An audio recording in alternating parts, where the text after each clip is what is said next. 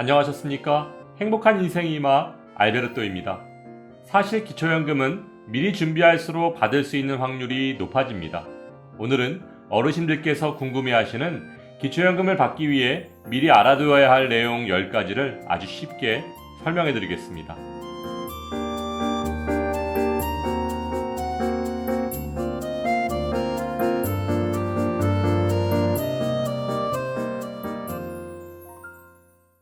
설명에 앞서 2023년 현재 기초연금 수급 대상은 국내에 거주하는 대한민국 국민으로서 만 65세 이상인 소득 인정액이 단독가구 202만 원, 부부가구 323만 2천 원 이하면 누구나 신청 가능하고 단독가구 32만 3,180원, 부부가구 51만 7,080원까지 받으실 수 있는데요. 2024년에는 기초연금이 올해보다 3.3% 인상된 단독가구 33만 4천 원, 부부가구 53만 4,400원으로 인상될 예정입니다. 남편보다 제가 1년 먼저 기초연금 신청을 하게 될 텐데요. 모든 재산이 남편 앞으로 되어 있고 제 앞으로는 아무것도 없거든요. 그럼 저는 기초연금 무조건 받을 수 있는 거겠죠? 각자 계산하면 좋겠지만 부부는 일심동체입니다. 같이 살건 떨어져 살건 나이가 많던 적던 기초연금을 부부 중 한 분이 먼저 신청하셔도 부부의 소득과 재산을 모두 조사해서 기초연금에 반영하고 있고 이렇게 산정된 소득 인정액이 부부가구 연금 기준액 323만 2천 원 이하가 되면 만 65세가 되는 분부터 먼저 기초연금을 수령하게 되는 것입니다. 살고 있는 집 이외의 아파트, 오피스텔, 점포 등에서 나오는 임대소득에서 필요경비를 인정받을 수 있나요? 임대사업자 등록 여부와 상관없이 점포임대 41.5%, 주택임대 42.6%까지 단순경비율, 즉 필요경비를 공제받으실 수 있습니다. 따라서 기초연금 신청 시 임대차 계약서를 반드시 지참하시기 바랍니다. 금융재산에서 보통예금, 저축예금 등은 몇 개월 평균으로 계산하나요? 그리고 기본공제 혜택은 없나요? 보통예금, 저축예금 등의 현금 재산은 3개월 평균 잔액을 기준으로 금융재산에 반영됩니다.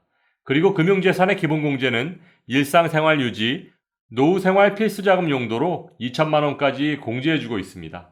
하지만 2011년 7월 이후 발생한 재산 변동분에 대해서는 증빙자료가 없다면 모두 기초연금의 소득인정액에 반영하고 있다는 것 참고하시기 바랍니다. 종신보험과 같은 각종 보험들은 금융재산에 포함되나요? 기초연금 신청 조사 당시의 해지환급금을 기준으로 금융재산에 포함됩니다. 또한 보험계약자가 부모이고 수급자가 자녀일 경우, 즉 부모가 자녀 앞으로 가입해준 보험은 기초연금 산정 시 모두 부모의 금융재산에 포함됩니다. 따라서 기초연금 신청 전 최대한 빨리 계약자를 자녀 앞으로 변경하시는 것이 유리합니다. 살고 있는 아파트로 주택연금에 가입해서 매월 주택연금을 받고 있다면 이것도 소득에 포함되나요?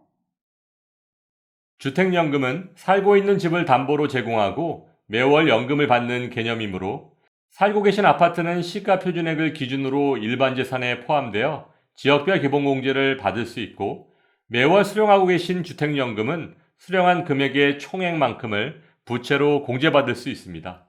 따라서 주택연금은 기초연금 산정에 매우 유리하게 작용합니다. 실업급여도 소득인정액에 포함되나요?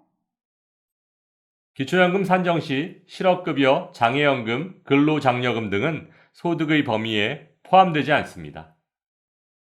임대용 오피스텔을 분양받을 때 은행 대출 1억 원을 받았고 대출이자로 월 30만 원씩을 지출하고 있습니다.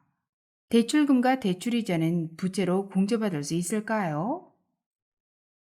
기초연금 산정 시 은행권의 대출금은 부채로 인정받을 수 있습니다.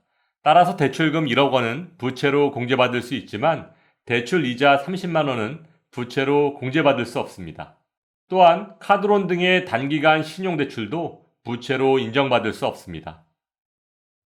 은퇴한 남편이 그동안 타던 차를 중형차로 바꾸자고 합니다. 중형차를 사면 기초연금 못 받는다고 하던데 사실인가요? 나이와 상관없이 남자들은 어떤 차를 타느냐를 아주 중요하게 생각합니다. 그런데 그놈의 고급 승용차 때문에 기초연금 수급 대상에서 탈락하시는 분들이 의외로 많다는 것 알고 계신가요? 고급 자동차, 즉 배기량 3000cc 이상, 차량가액 4천만 원 이상의 자동차를 소유하고 있거나 콘도, 골프 등과 같은 고급 회원권을 가지고 있다면 기본공제, 소득 환산율 등의 혜택을 전혀 받을 수 없으므로 그 가격을 100% 소득인정액에 포함시켜버립니다. 따라서 고급 자동차와 고급 회원권을 소유하고 있다면 기초연금 무조건 탈락이라고 보시면 됩니다. 함께 사는 자녀의 소득이나 재산이 기초연금에 영향을 미치지 않나요? 그리고 자녀에게 매달 정기적으로 받는 생활비도 소득으로 반영되나요? 결혼 유무와 상관없이 자녀의 소득이나 재산은 기초연금에 아무런 영향도 미치지 않습니다. 또한 자녀에게 정기적으로 받는 용돈이나 생활비도 소득에 전혀 반영되지 않는데요. 다만 시가 표준액 6억 원 이상 되는 자녀 명의의 고가주택에 함께 거주한다면 무료 임차 소득이라고 해서 월세만큼을 소득에 반영하고 있습니다. 자녀 소유의 주택의 시가 표준액이 6억 원이면 월 39만 원, 8억 원이면 월 53만 원, 10억 원이면 월 66만 원, 20억 원이면 130만 원을 무료 임차 소득으로 소득에 반영하고 있습니다. 최근 몇 년간 대도시의 아파트 가격이 많이 올라서 여기에 해당하는 분들이 많으실 거라고 생각됩니다.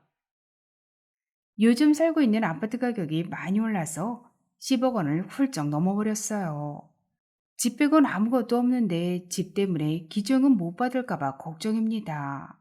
기초연금 신청 전에 아파트를 아들에게 증여하고 아들과 함께 살면 기초연금 받을 수 있을까요? 2011년 7월 1일 이후 증여한 재산은 일정 기간 부모의 재산으로 계속 인정됩니다. 만일 기초연금 신청 전 부동산을 증여하셨다면 해당 부동산의 시가 표준액, 즉 공시가를 기준으로 단독가구 월 221만 원, 부부가구 월 270만 원씩을 차감해서 제로가 될 때까지 잔액만큼을 기초연금에 반영하고 있습니다. 예를 들어 공시가 3억 원 아파트를 기초연금 신청 전 증여했다면 단독가구의 경우 135개월, 부부가구 111개월이 지나야 재산에서 모두 없어진다는 것입니다. 따라서 기초연금을 받기 위한 무리한 증여는 신중히 판단하시기 바랍니다. 소득 인정액이 상위 30% 안에 들어서 어차피 기초연금을 받으실 수 없는 분들은 상관없겠지만 소득 인정액 하위 70%, 즉 기초연금 수급이 가능하신 분들 중에 소득이나 재산이 적은데도 잘못된 정보를 믿고 기초연금을 신청조차 하지 않는 분, 큰 부자가 아닌데도 고급 자동차, 고급 회원권을 소유해서 기초연금을 받지 못하는 분, 일반 재산, 금융재산의 분배를 잘못해서 기초연금을 받지 못하는 분, 이런 안타까운 사연을 가진 분들이 전국에 수십만 명에 이를 것으로 추정되는데요. 어차피 100명 중에 70명이 탈 수 있는 것이 기초연금인데 내가 미리 준비하지 않아서, 내가 정보가 부족해서, 내가 게을러서 기초연금을 탈 수 있는 70명 안에 들지 못한다면 너무 속상하지 않을까요? 실제로 기초연금 상담을 하다 보면 공제되는 것도 많고 감액되는 것도 많아서 재산이 적지 않음에도 기초연금 수급 대상이 되는 경우가 의외로 많습니다.